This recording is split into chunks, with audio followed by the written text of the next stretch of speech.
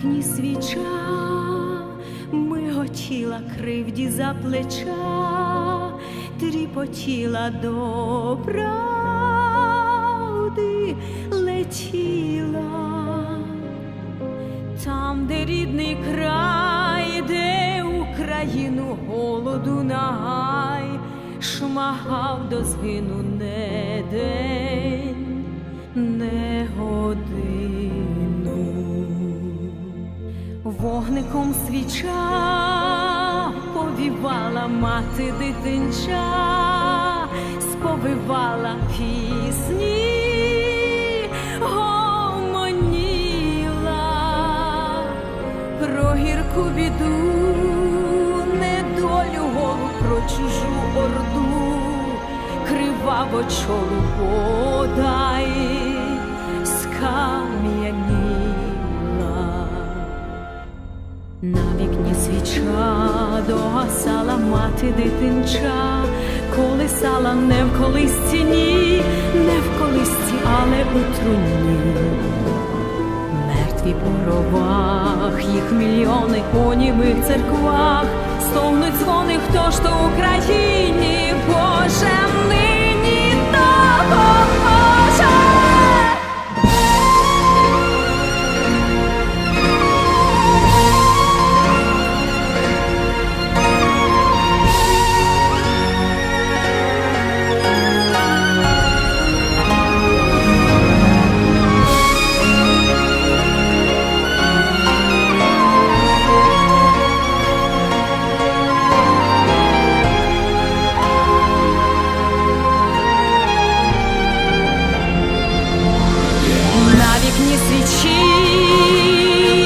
Задути скарги і плачі, досі чути усе, люди тямлять,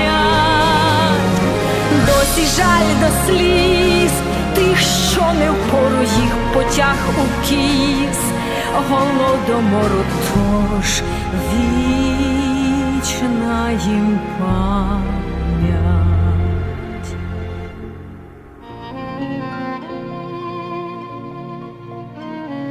На вікні свіча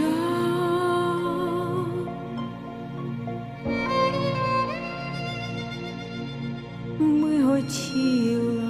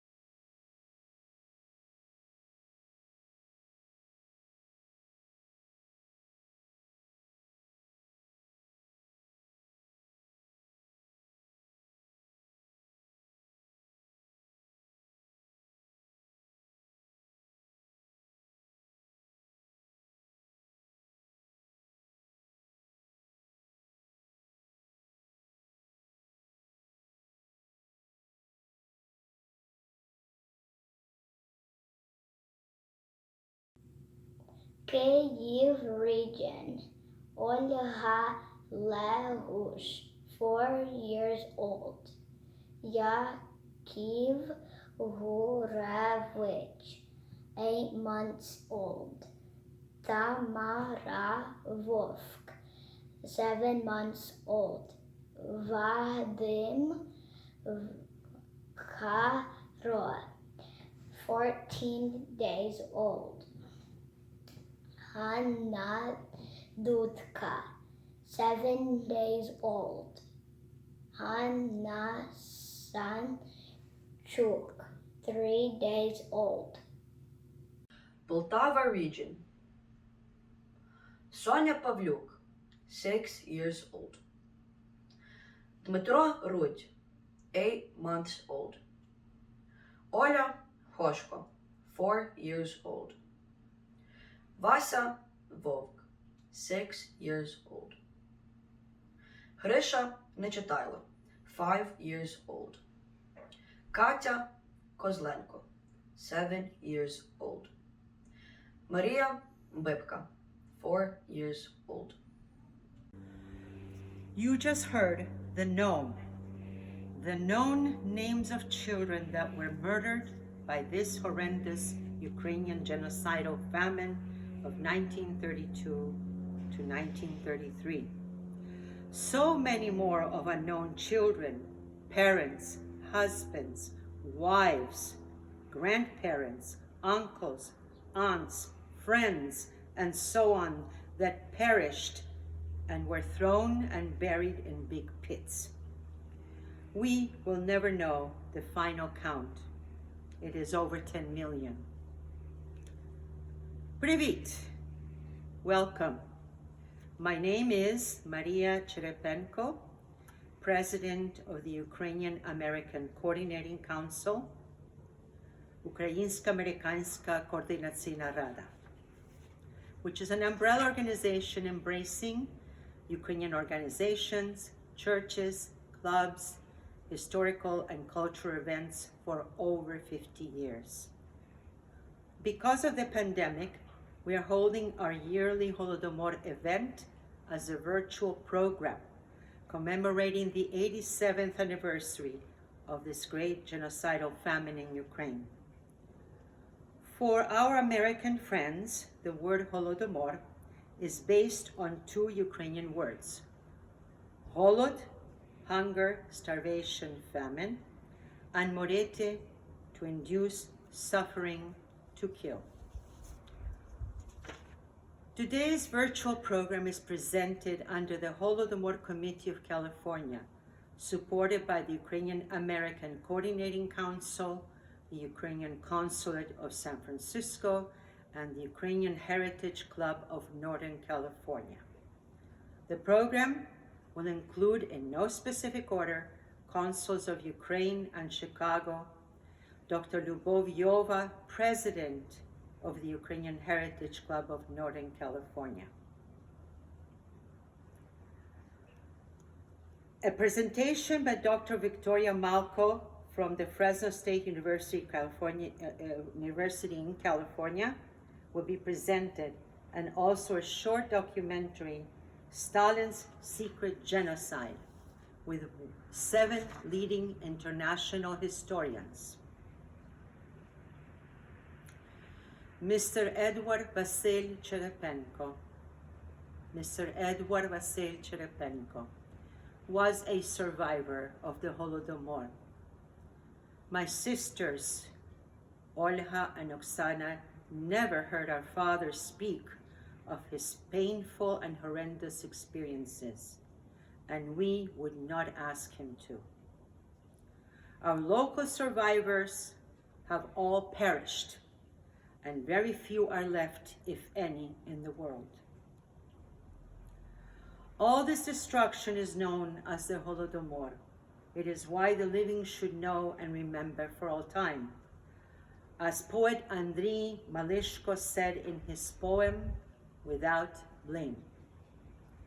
They tried eating tree bark and a granary, grass and animal hides, mold and moths, in the naked year of 33, starving, naked, mute, and thrice swollen, They dyed yellow as though from excessive drink, carried from their homes without coffins.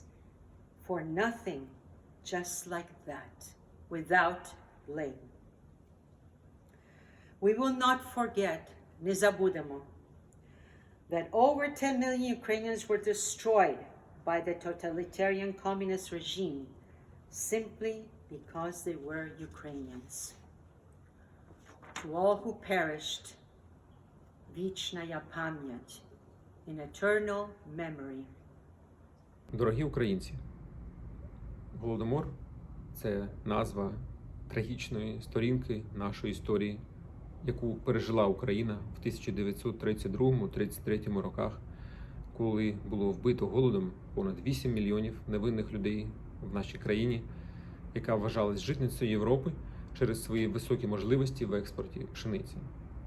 Щороку ми вшановуємо пам'ять загиблих, щоб ми подивилися в минуле, оцінили сьогодення і врахували ці обставини в майбутньому. Серед багатьох жахливих речей, що сталося в минулому і які пов'язані з теперішнім часом, без сумніву є український Голодомор. Це умисне винищення стало можливим завдяки політиці терору з великою жорстокістю і холоднокровністю, вчиненої проти українського народу сталінським режимом, який не мав ніякого сорому або жалості, щоб позбавити життя мільйони невинних громадян, в яких забрали усю їжу, їхні запаси і дозволили їм померти від голоду. Глухе замовчання цієї трагедії і злочинна бездіяльність стосовно цього жахливого факту зробили можливою безкарність у вчиненні інших злочинів з іншими країнами, як це сталося, на жаль, з Голокостом. Мільйони невинних життів можна було б врятувати, і цієї трагедії, ймовірно, можна було б уникнути. Не визнати Голодомор так само аморально і жорстоко, як не визнати Голокост. Наша позиція не спрямована проти когось, але ми зобов'язані згадати і запам'ятати цей болючий урок історії, який не зажив і не заживе для нашого народу, а також пам'ятати про необхідність залишатися пильними, щоб такі трагедії не повторювались ніколи і ніде у світі. Голодомор був визнаний геноцидом або злочином проти людства вже в багатьох державах світу та у Штатах Сполучених Штатів Америки. Наша громада в Каліфорнії є дуже велика, дуже активна і дуже уважна. Знаю, що вже неодноразово зверталися із закликом про підтримку визнання українських прагнень, які є дуже важливими для всіх, оскільки всі в сім'ї або серед нащадків мають близьких, які загинули в цій трагедії. Отже, мусимо працювати разом для того, щоб Голодомор був визнаний геноцидом в штаті Каліфорнія. It must be seen as a high moral duty to promote and spread the truth about one of the least known genocides in the world, the Holodomor of 1932-33 in Ukraine, and to restore the historical justice. Facts are stubborn things, as President John Adams once said. The ultimate triumph of truth is irreversible and inevitable. Nowadays, the world not only knows the story of this heinous crime against Ukrainians, but also state by state recognizes it as genocide. Ukraine highly appreciates an essential and strong support of our friends and partners in the fight we are waging against the aggressor. The United States has played a key role in providing Ukraine with their invaluable assistance. The strategic partnership between Ukraine and the United States is strengthening year by year and covers all spheres. Ukrainians who have lived and keep living abroad have made huge contribution in this partnership and in our struggle. We're highly praising your merit in the Ukrainian fight, and we will keep our common path. Dear friends, the spirit of freedom has sprouted through the hardships of famine, repression, exile, and wars in Ukraine. Through all these tragedies, millions gave their lives for the right to live in a free and independent state, and these rights will never be taken away from us. What we are going through as a country and society since 2014 is our will to overcome the Soviet heritage in all spheres of our lives, and it will be done. So today, let's remember the victims of Holodomor in Ukraine. Glory to Ukraine. Слава Україні! Шановна українська громада, Dear American Friends, від імені Генерального консульства України в Чикаго та від себе, Генерального консула Сергія Коледова, особисто, хочу привітати усіх, хто бере участь у заході із шанування пам'яті жертв Голодомору, організованого Holodomor Committee of California, разом з Ukrainian American Coordinating Consul, Генеральним консульством України в місті Сан-Франциско та Ukrainian Heritage Club of Northern California. У ці листопадові дні українська громада консульського округу Генерального консульства України в Чикаго разом з українцями у всьому світі та нашими добрими друзями з інших країн вшановує пам'ять жертв Голодомору 1932-1933 років, однієї з найстрашніших трагедій в людській історії минулого століття. Тоталітарна система, яка закріпилася в Радянському Союзі, розпочала у ці роки планомірне і швидке винищення українців по майже всій території сучасної України. Радянська влада запровадила Голодомор штучно, проводячи примусову хлібозаготівлю. У селян забирали зерно, худобу та усю їжу. Дороги і великі міста були перекриті, а тих, хто намагався прорватися, розстрілювали на місці. Така політика продовжилася протягом 17 місяців. Сталіну знадобилося лише кілька років для знищення мільйонів людей. Але тільки у січні 2010 року ми побачили, що український суд визнав винних керівників тоталітарного режиму Голодоморів. Після майже 60 років цинічного замовчування, шокуюча і жахлива правда пролунала на увесь світ. Архіви були розкриті, і всі дізналися про цей безпрецедентний злочин сталінської системи, яка 87 років тому вбила близько 10 мільйонів українців. After the nearly 60 years of the cynical silence, the shocking and terrible truth came to the whole world. The archives are open and everyone has learned about the unprecedented crime of the Stalinist system, which killed about 10 million Ukrainians 87 years ago. За масштабом, жорстокістю та організованістю з боку влади і наслідками для майбутніх поколінь, Голодомор 1932-1933 років не має аналогів в історії людства. In terms of scale, cruelty and organization on the part of the authorities and consequences for the future generation, the Holodomor of 1932-1933 has no analogs in the history of mankind. Станом на кінець 2019 року парламенти 18 країн світу кваліфікують цей злочин тоталітарного режиму саме як геноцид. Ми вдячні і Сполученим Штатам Америки за підтримку і розуміння трагедії українського народу. 23 штати, з яких 7 відносяться до консульського округу Генерального консульства України в Чикаго, визнали Голодомор геноцидом. As of the end of 2019, the parliaments of 80 countries of the world qualifies the crime of the totalitarian regime as genocide. We are grateful to the United States for the support and understanding of the tragedy of the Ukrainian people. 23 states recognize the Holodomor as a genocide of the Ukrainian people. Голодомор – це не лише історична минувщина, а глибока демографічна та духовна рана, яка нестерпним болем пронизує пам'ять його очевидців. Але що не роковини, то дедалі важче знайти очевидців трагедії. Тепер це обов'язок молодшого покоління не дати заснути пам'яті про Голодомор, передати її наступним генераціям українців. Ми маємо зберегти пам'ять про всіх, хто не дожив, не долюбив, пам'ять про живих і ненароджених. Ніхто не має права на забуття. Не забуваємо. Вічна пам'ять загиблим та многі літа тим, хто вижив у ці страшні часи. Слава Україні! Dear Ukrainians and friends of Ukraine, my name is Mykyta Safronenko, and tonight I want to tell you why it's important to remember about Holodomor in Ukraine 1932-1933.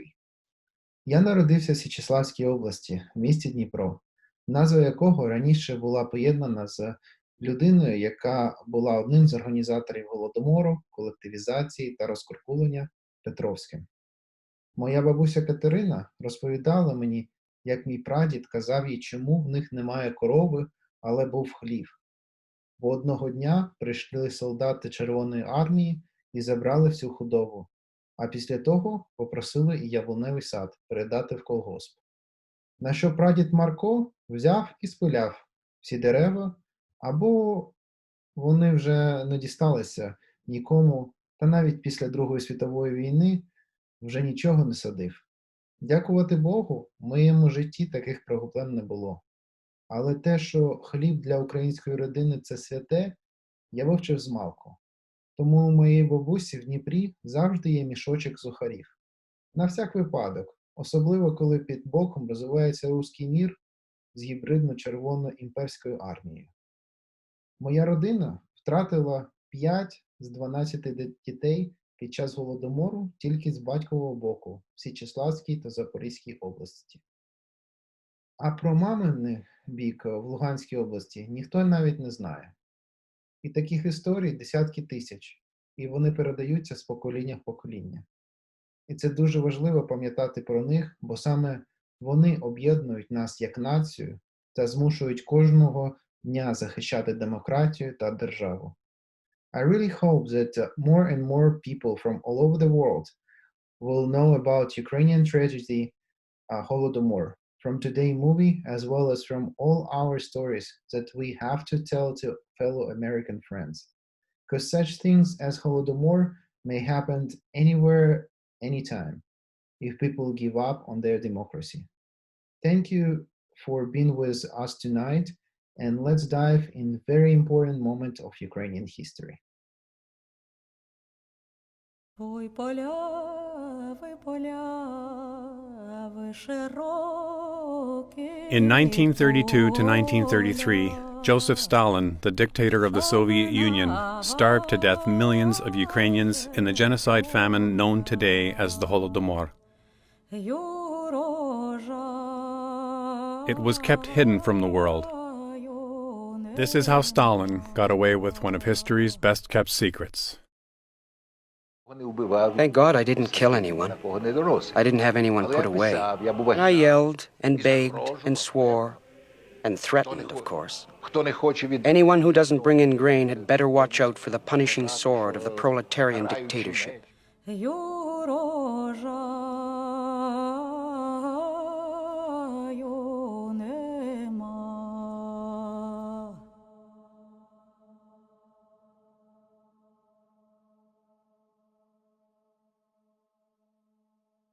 Why is it to this day that most people have not heard of the Holodomor? The Holodomor was one of the largest genocides of the 20th century. I think it takes on special significance because it was so long not recognized and was certainly denied by the Soviet government.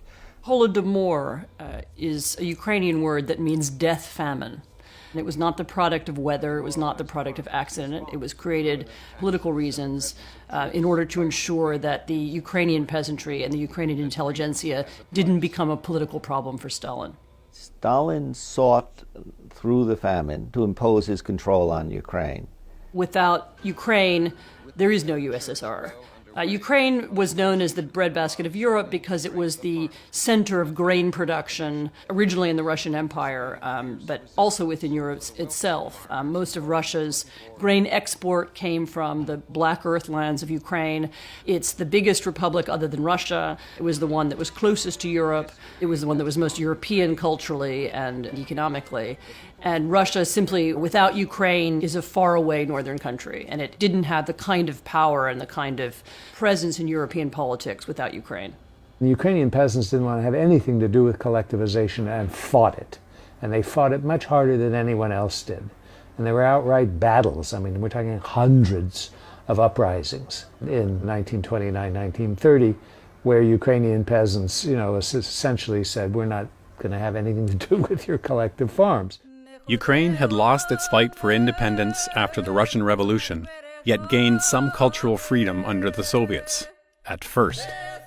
There was an increasing attention to Ukrainian national thinking and national distinctiveness within the Soviet Union at the end of the 20s and beginning of the 30s.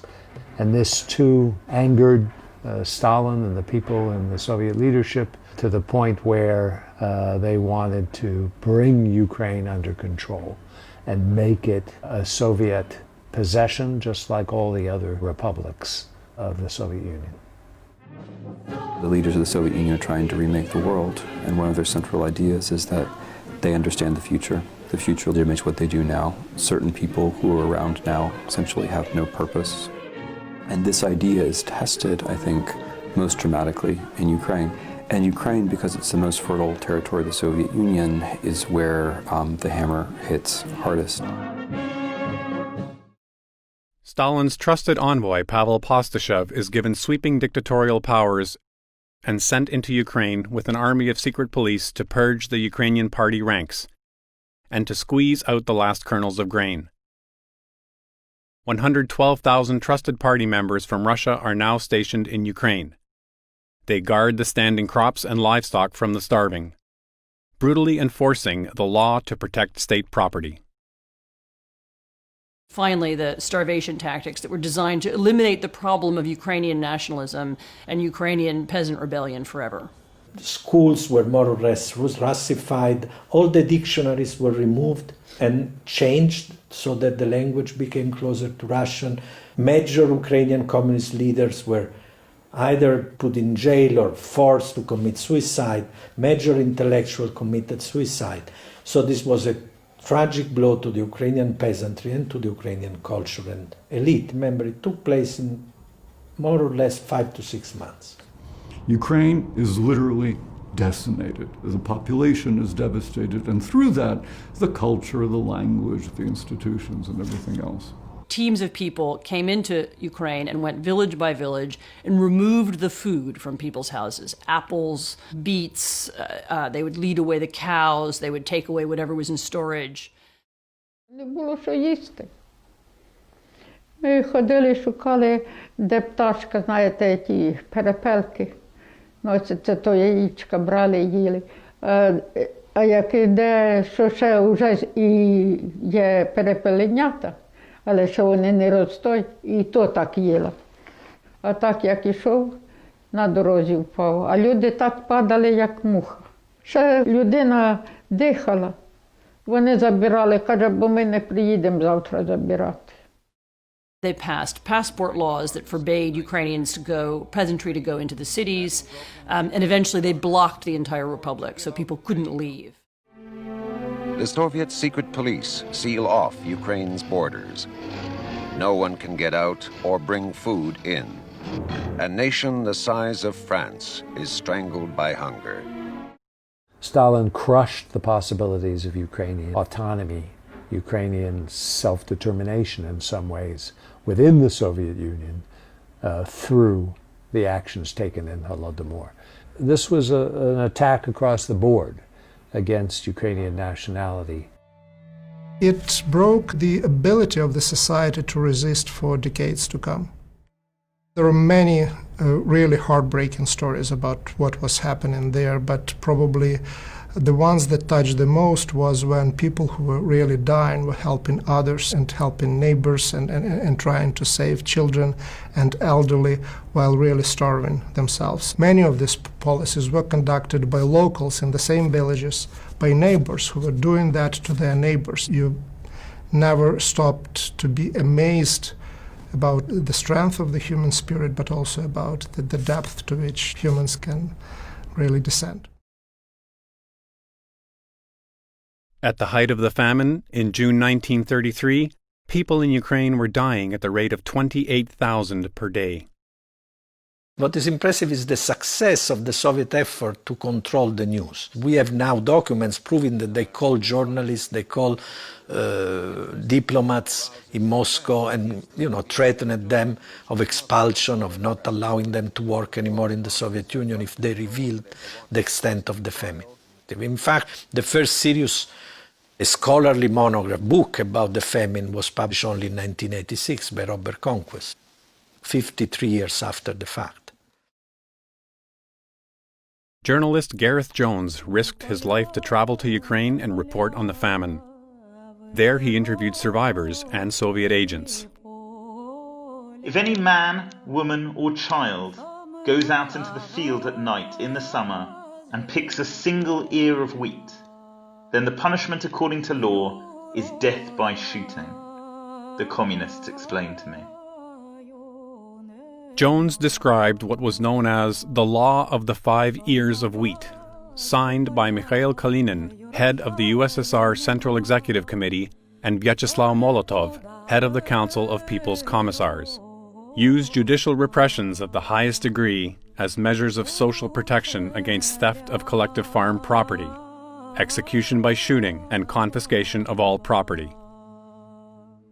Although there is journalistic writing on this period on it, there were also voices who wished to contradict that testimony. Of course, Walter Duranty is the major case of a liar on these events. He was not only the greatest liar among the journalists in Moscow, but he was the greatest liar of any journalist that I ever met in the 50 years of journalism. And we used to wonder whether, in fact, the authorities hadn't got some kind of hold over him, because he so utterly played their game. But it didn't worry the New York Times, who featured his reports. When it came to the famine, the great famine in the Ukraine, brought about by collectivization, that was when his reporting was particularly disgraceful, because he denied that there was any famine. As archived British Foreign Office documents show, in private discussions with Foreign Office staff, Duranty stated that the famine had killed up to 10 million people.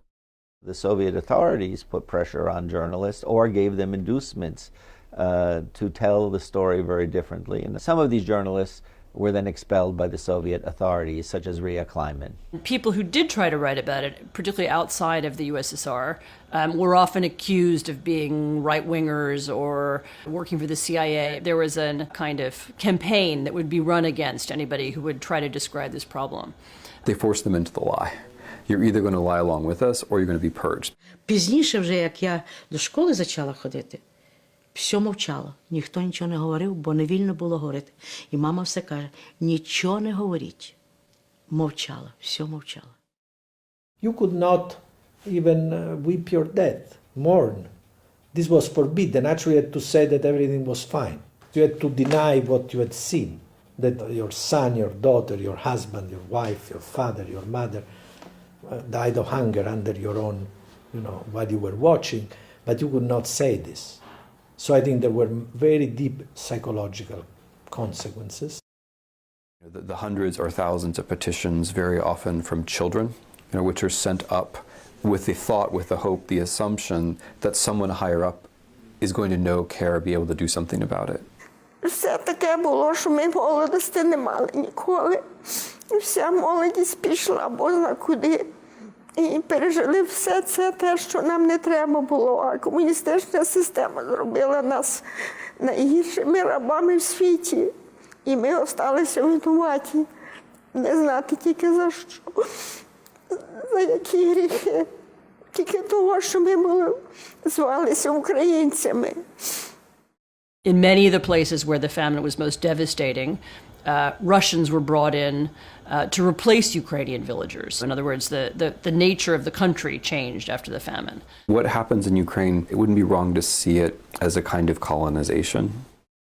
It was a horrible blow to Ukrainian national identity, social solidarity, political trust, from which I think it's fair to say Ukrainians are still recovering. It was only in the last years of the Soviet Union that the truth about the famine, about the number of victims and the causes of the famine became part of the public discourse. Ой, поля, ви широкі поля. Study of the Holodomor, like the study of any great tragedy, is extremely important in order to understand the nature of the modern world, in order to understand how human beings think and act. We should study it as a terrible tragedy of the history of genocide, in the hopes, again, that people will not allow such things to recur. Some of the regions of Ukraine hit hardest by the genocide famine again suffer from Russian aggression. Like Stalin before him, Vladimir Putin denies that Ukraine is its own country. Stalin really didn't believe that Ukrainians had their own nation and nationality. What Putin's goals are in Ukraine, what he wants to accomplish. Some people think he simply wants to destabilize Ukraine. Some people think he wants more territory. Russia's invasion of Ukraine has violated international law, including the Geneva Convention, the Charter of the United Nations, the Helsinki Accords, the Charter of the OSCE, the Budapest Memorandum of 1994, 2 Russia-Ukraine Friendship Treaties, the International Convention on the Elimination of All Forms of Racial Discrimination, and numerous principles of the European Court of Human Rights. The situation in Ukraine is very destabilizing for the region and for Europe as a whole, for the world as a whole. The atrocities of the past matter as lessons for today. We are all citizens of a global village in a struggle between freedom and oppression, hope and fear, democracy and dictatorship. Ukraine's struggle to maintain its freedom and territorial integrity continues. Не кажеш ти, мой конь, що я вбито й лежу.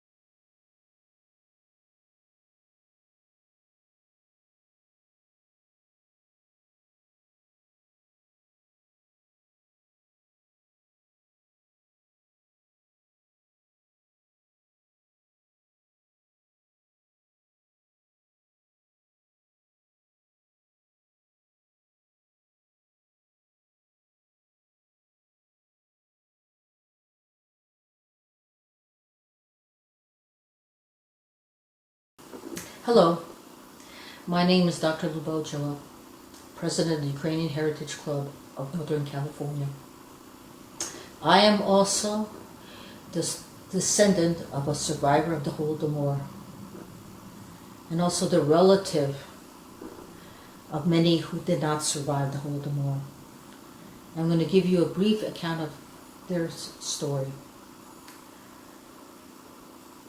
In the 1920s, my mother was growing up in Ukraine, and so was my father as well. It was not a bad time, as my mother would recall. There was plenty of food, and they weren't oppressed that much. Things changed in the later part of the 20s when Stalin declared war on the kulaks, or kurkuls in Ukrainian. These were defined as wealthy peasants. In actuality, they weren't really that wealthy post-revolution. They were simply more prosperous and successful than other peasants. Now, my mother's family, my grandfather, was a veteran of World War I, and he was an invalid, so he couldn't really do much except sew. So that inhibited his family's income, and they were not considered to be wealthy. My father's family were deported to Siberia after being depossessed of everything. That was part of Stalin's plan. My mother's family, my grandfather, decided that the writing was on the wall. They were being pressured to join the collective, and he decided to do it. Things weren't so bad initially. They had to give up their cow. But otherwise, they were kind of left alone, and they worked on the collective farm.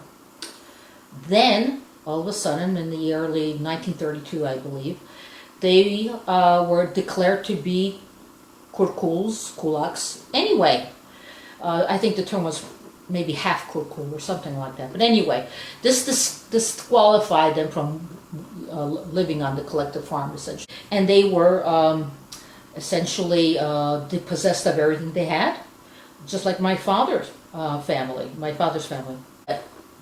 My mother said that initially, they were able to get some food from the forest and other kinds of gleanings, but then it became difficult in subsequent months because there was really nothing to eat, and she would get sick from eating grass.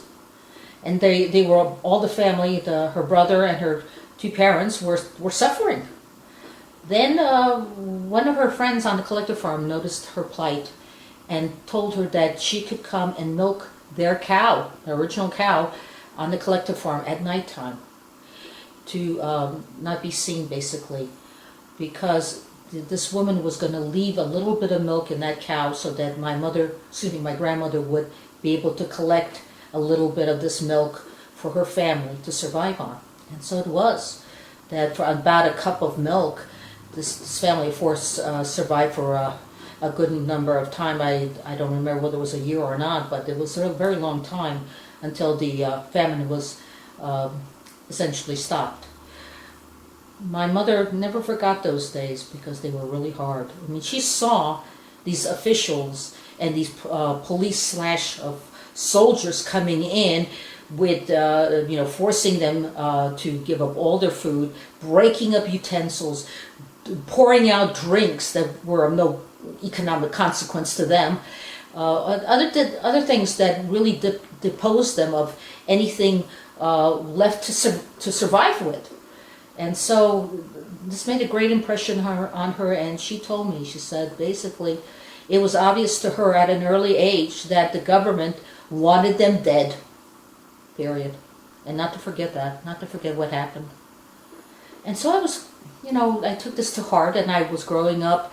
I noticed that a lot of my teachers and other professionals didn't know anything about the Holodomor. That kind of bothered me. I mean, after all, by this time I had heard there were newspaper accounts from the time, there were personal recollections, there were other kinds of documents that suggested there was a great famine and that the government did it. Still, there was nothing written about it in textbooks and other kinds of books that would consider to be mainstream. And I wondered, what's going on here? I mean, why? And I came up with a number of reasons. I'll just mention two of them right now. The first one was obviously the Soviet Union was not interested in promoting knowledge about a famine they were very clearly involved in. It was bad PR. So they did their best to suppress information about it. They didn't allow people to come and check on it. They didn't allow food aid to come in. All these other things prevented the actual confirmation that there was a famine with additional information from the Soviet Union. Still, my biggest difficulty with convincing people, especially Americans, not Ukrainians per se, but was that there were these, what I guess you could call, or it has been called, fellow travelers. Lenin called them useful idiots. But basically, these are people who sympathize with the regime. They weren't communists themselves, but they sympathized, they liked the goals. It fits sort of Marxist, socialist, leftist, etc. ideals, that the Soviet Union was representing. After all, it was the first country that was trying this. And so they were inclined to support that regime. And they would deny that the Holodomor happened. They would deny that the government was involved. They would deny that, actually they would say things like, there were mistakes made, or there was incompetence, or Russians were brutes, or, some of these other excuses that disavowed the, direct implication that the Soviet Union was responsible, especially the dictator Joseph Stalin was directly responsible for it. So I just, like I said, I had these difficulties with trying to convince people. But the most important, I'd say, the most demeaning excuse I heard was that the Ukrainian peasant deserved it. My parents deserved to suffer. The other people deserved to die because they were not obedient to the government will of, going into collectivization. However, obviously, as I explained to you, my mother parents did agree to join the collective farm, and they were kicked out. And collective farmers also suffered and died under the famine. So clearly the government was totally involved in this. And yet there are people that excuse this. And these excuses made a big difference in promoting knowledge of the Holodomor to the general public. The Ukrainian community did try to inform people from the onset. There were demonstrations in the United States in 1933. There were other types of activities. There was this commemorative events every so often. The 20th anniversary was a very important one. There were, books of testimonies compiled. There were other types of documents generated, and there were demonstrations and marches. And this occurred also in the critical year of the 50th anniversary, where many actions were taken, big actions, supporting scholarly efforts to investigate the Holodomor. This was not really done before. And then also to have documentary movies, and more important was to have a congressional commission on the study of the Ukraine famine. And this is a big effort by the Ukrainian community to push this federally government subsidized committee, essentially, to collect personal recollections and to also investigate all the available information to generate what was the causes and who did what in the famine. And they did find that Joseph Stalin and the Soviet Union were responsible for this basically genocide of the Ukrainian people. So we are still doing work on this, and we are still promoting education about the Holodomor. And I'm proud to be part of that. And I urge you to remember those who died. Пам'ятайте ті, що загибли від Голодомору. Не забувайте про них. Don't forget about them. Dear participants, шановна громада, мене звати Людмила Запухляк, і я представляю організацію «Разом для України» та Ukrainian Community of Atlanta. I'm Людмила Запухляк, and today I represent the non-profit organization Razom and Ukrainian Community of Atlanta. Razom means together in Ukrainian, and we appreciate the support of everyone who is here today with us. These challenging times encourage us to be united, and we appreciate the opportunity to commemorate the victims of Holodomor together with other Ukrainians all around the world and our friends in the United States.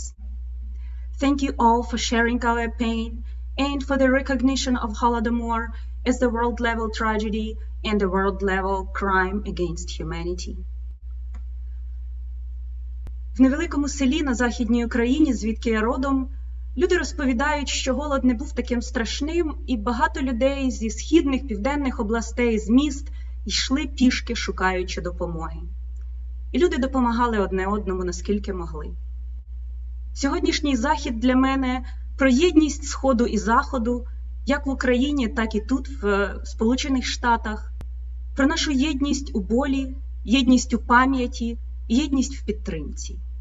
В нас в Атланті громада не є дуже великою, але ми маємо чудовий приклад єдності релігійних громад, коли православна та греко-католицька церкви кілька років тому домовилися проводити панахиду пам'яті жертв Голодомору разом. Єднаймося і запалімо свічку пам'яті разом. Let's light the memorial candle together. Hi, I'm Dr. Luba, Jowa. I'm going to speak to you about the Holodomor Committee of California. The Holodomor Committee of California was founded by the Ukrainian Heritage Club of Northern California and the Ukrainian American Coordinating Council, with the cooperation of the Consul General of Ukraine in San Francisco. Several years ago, we recognized that we needed to coordinate and focus our efforts to reach the Ukrainian and the American public about the Holodomor. We came up with a strategy to approach the educational part by reaching public school students, that is in the elementary and the secondary grades. These students could be reached by their teachers who are teaching that period in history. We focused our efforts on reaching these teachers at their annual teacher conferences, and the social studies teachers particularly. And these social studies teachers had conferences in various areas of California so that as many teachers in those districts could attend these conferences. The first year of these conferences, the first year we attended actually, was in San Diego. And in this first conference, we had to kind of learn what we could do. We planned by distributing pamphlets and other types of information to teachers who pass by our table. And in this case, these were not just teachers, but student teachers, department heads, other types of administrators in the educational field, textbook publishers and textbook writers, and some other types of professionals related to the educational field. So we were able to reach a lot of these people with our information. Moreover, we reminded teachers that the Holodomor was actually referred as famine in Ukraine, was taught in the was cited in the curriculum framework for California. This is a curriculum guide for teachers of various disciplines for the secondary school level. And we reminded them that when the Holodomor, the famine, was referred to, it was there was material that we could provide for them that they could use to teach their students about this event. So the first year we kind of got our feet wet in this program, and then in the second year, which was in San Jose, we were able to provide more information and reach more teachers because there were more attendees at that conference than ever before. And also, we found out that many of them wanted to know more about Ukraine and Ukrainians.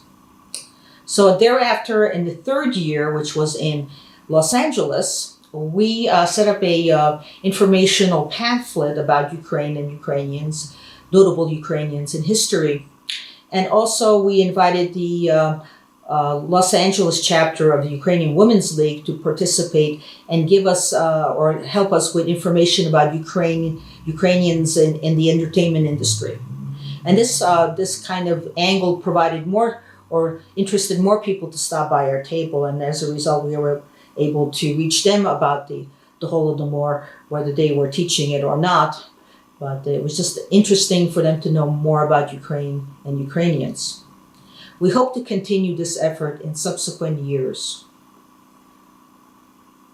And so, thank you.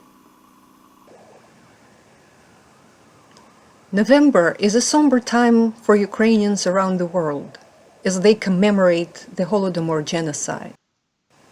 It was perpetrated by Stalin and his communist disciples with the purpose to subdue Ukraine's struggle against forced collectivization, which buried the idea of national liberation for decades. The commanders of the Great Famine, Communist Party officials with the support of the GPU, liquidated more than 7 million hard-working farmers and patriotic Ukrainian intelligentsia. Innocent men, women and children were put in concentration camps in desolate places in the Russian far north and far east to cut timber, to be worked to death in the construction of the White Sea Canal named after great teacher Stalin, and mined gold in the Russian Klondike. The recognition of the Holodomor as genocide by the international community is intertwined with Ukraine's efforts to expunge the legacy of communism from its cognitive space and to combat Russian disinformation. The consequences of the rehabilitations of Stalinism, the Holodomor denial, and the revision of the past are obvious as brother Slavs are burned on the battlefields of occupied Crimea and Donbass. The revision of the past by neo-Stalinist promoters of the Russian world ignites traumatic memories of extermination by hunger in 1932-33, when a theory of a unified proto-Russian people was re-established, jeopardizing the survival of Ukraine's national historical narrative. Soviet disinformation succeeded in hiding the truth about the Holodomor from the West and rewriting Ukraine's history. Thanks to the efforts of the Ukrainian diaspora, international community learned about the Holodomor from reports published by the U.S. Commission on the Ukraine famine in the 1990s. With the rehabilitation of Stalinism in Russia, war against Ukraine continues. Along with military means, it encompasses diplomatic, political, economic, legal, cyber, and security instruments. The war in the information space is part of this concerted strategy of total war. Therefore, It is our solemn responsibility to teach the truth about the Holodomor to the new generations. Here at California State University, Fresno, with the support of the Ukrainian National Women's League of America, the Ukrainian American Coordinating Council, and the Ukrainian Heritage Club of Northern California, as well as the Ukrainian Genocide Famine Foundation of Chicago, we organized the first symposium, Hunger for Truth, illuminating the hidden history of the Holodomor in 2017. In 2018, the second symposium followed, focusing on women and the Holodomor genocide victims, survivors, perpetrators. Proceedings of the symposium were published by the press at California State University, and the Ukrainian edition was presented at the Kyiv Mohyla Academy in November 2019. We organized film screening of Bitter Harvest and post-screening discussion with George Mendeluk in 2017. Fresno premiered Hunger for Truth, the Ria Kleiman story, directed by Andrew Tkach in November 2018. Chorus Stetsenko of the Fresno Community Chorus Master Chorale premiered Kirill Stetsenko's Panachida in 2018 to commemorate victims of the Holodomor. May the memory of the holy innocents be eternal. Вечная память.